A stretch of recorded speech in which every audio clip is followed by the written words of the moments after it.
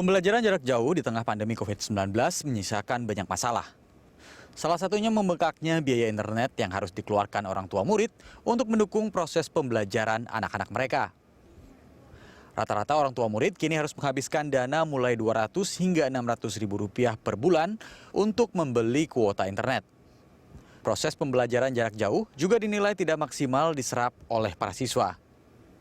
Banyak pula anak dari keluarga miskin yang terancam putus sekolah karena tidak memiliki smartphone dan tidak sanggup membeli kuota internet.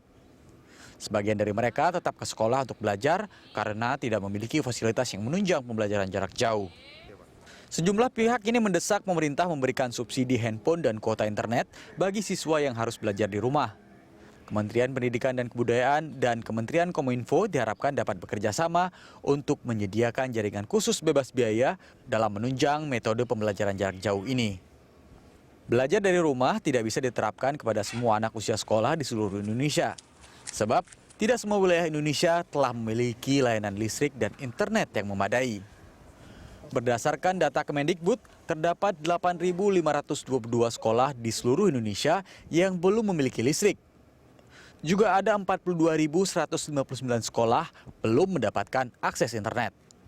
Kemendikbud mengaku sudah melakukan koordinasi dengan Kementerian Komunikasi dan Informatika terkait akses internet ini. Namun soal menggratiskan kuota internet dan subsidi handphone bagi mereka yang tidak mampu belum pernah disinggung. Lalu mungkinkah pemerintah mensubsidi siswa untuk mendapatkan akses internet gratis dalam menunjang pembelajaran jarak jauh? Adakah solusi lain yang lebih murah dalam menyiasati proses belajar mengajar di tengah pandemi ini?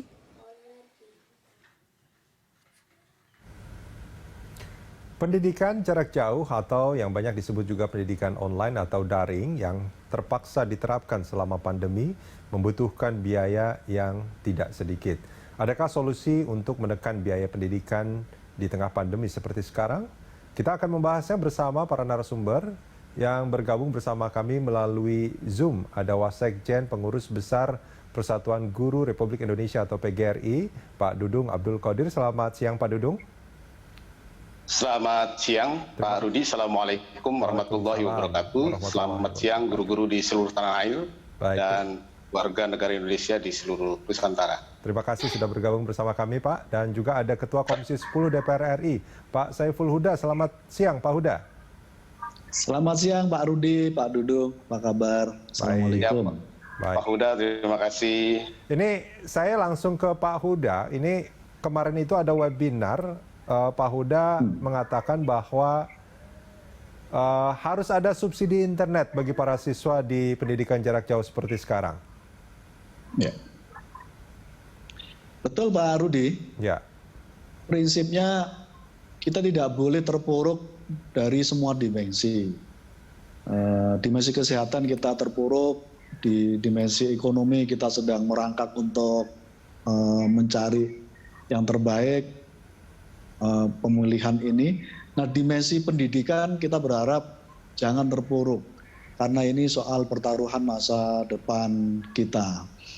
Nah, karena itu semua langkah harus diprioritaskan untuk membantu pendidikan kita. Orang tua kesulitan keuangan, sekolah kesulitan keuangan, semua kebijakan relaksasi BOS yang sudah dikeluarkan oleh Kemendikbud 3 bulan terakhir ini masih menyisakan banyak masalah.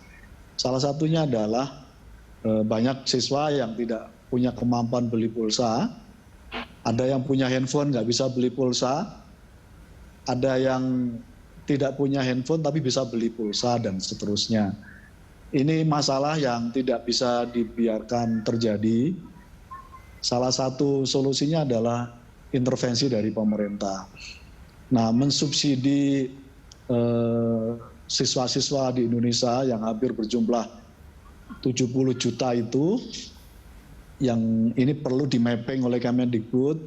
Sebenarnya berapa banyak sih siswa-siswi kita yang nggak punya handphone, berapa banyak sih siswa-siswi kita yang tidak bisa beli pulsa. Saya kira perlu di-mapping lebih detail, lebih konkret. Dan itu yang belum ada ini ya? Itu yang kami minta 3 bulan yang lalu. Oh, 3 bulan yang lalu sudah diminta sebetulnya? Kita sudah sampaikan ke Kemendikbud bahwa dalam masa darurat pandemi COVID ini Kemendikbud harus punya peta kebutuhan sampai di level daerah. Gitu. Dan ini mungkin sekali kalau konsolidasi Kemendikbud dengan dinas-dinas daerah bisa berjalan efektif. Karena kepanjangan tangan Kemendikbud kan dinas-dinas kabupaten kota. Di kabupaten kota saya kira yang punya ruang cukup efektif, konsolidasi ke sekolah-sekolah, sekolah-sekolahnya mendata berapa banyak siswa yang nggak punya handphone, yang nggak bisa beli pulsa, dan seterusnya. Karena prinsipnya tidak cukup dengan relaksasi BOS, dan ini sudah kami sampaikan berkali-kali. Butuh skema baru di luar relaksasi BOS. Gitu. Dan itu yang belum terlihat ya? Belum, dan itu sebenarnya sudah kami minta ketika kita masuk tahun ajaran baru tanggal 13 Juli yang lalu, kita minta ketika anak-anak kita masuk ke tahun ajaran baru, kita berharap semuanya siap. Gitu.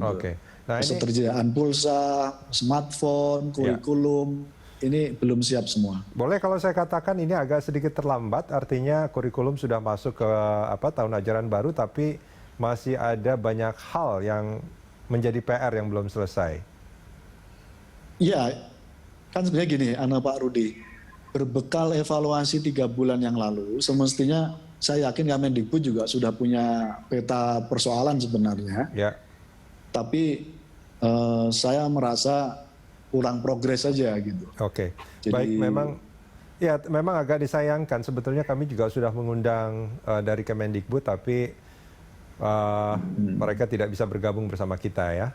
Saya ke Pak Dudung. Ini kalau tadi bicara soal koordinasi, kolaborasi antara pusat dan daerah, sebetulnya asosiasi seperti PGRI juga bisa sebetulnya ya untuk memberikan masukan kepada Kemendikbud. Sebetulnya kalau memang terpaksa harus menggunakan pendidikan jarak jauh, bagaimana melakukan mappingnya juga PGRI rasanya bisa juga ya Pak ya? Pak Rudi, PGRI sangat bisa dan sangat senang ketika diajak untuk berkontribusi untuk bangsa dan negara. Ya. Sejak berdirinya PGRI, setelah 100 hari Indonesia ini merdeka, PGRI ingin menghibahkan seluruh hidupnya untuk pencipta kekuatan negara.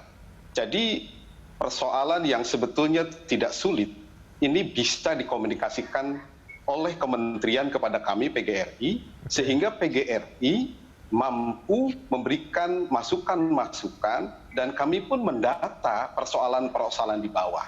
Terkait tadi setuju saya yang disampaikan oleh Mas Huda, Ketua Komisi 10, bahwa relaksasi BOS tidak cukup.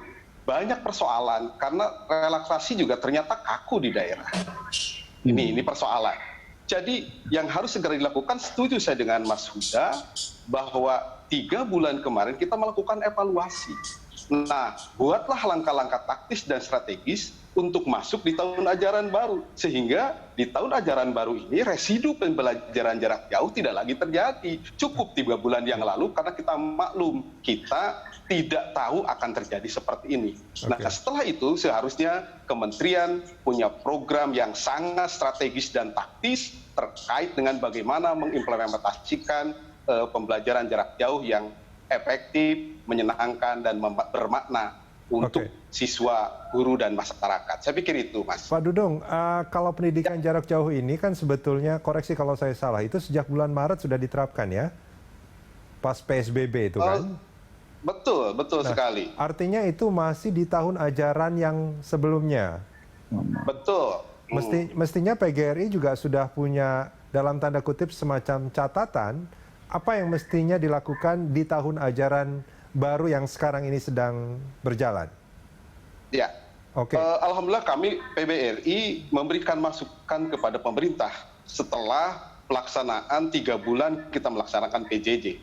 Salah satu rekomendasinya adalah pada saat itu hasil dari survei kami yang dilakukan oleh internal PGRI, yakni hampir infrastruktur terkait dengan sarana prasarana jaringan internet itu bermasalah di Republik ini. Kalau hasil survei kami sangat mendekati dengan Kompas, hampir 45-50%. Itu di seluruh Indonesia kan? Ini bermasalah di seluruh Indonesia. Kalau kita bicara, jangan jauh-jauh kita bicara di Kabupaten Bogor saja. Persoalan ini sangat dirasakan oleh teman-teman guru dan masyarakat dan siswa. Jadi harusnya ini baru infrastrukturnya ya Pak Dudung ya? Betul. Belum gurunya. Baik. Pak Dudung, kita jeda sebentar. Pak Huda, kita jeda sebentar. Kita akan lanjutkan ini di segmen berikut nanti. Pemirsa jangan kemana-mana, kami segera kembali.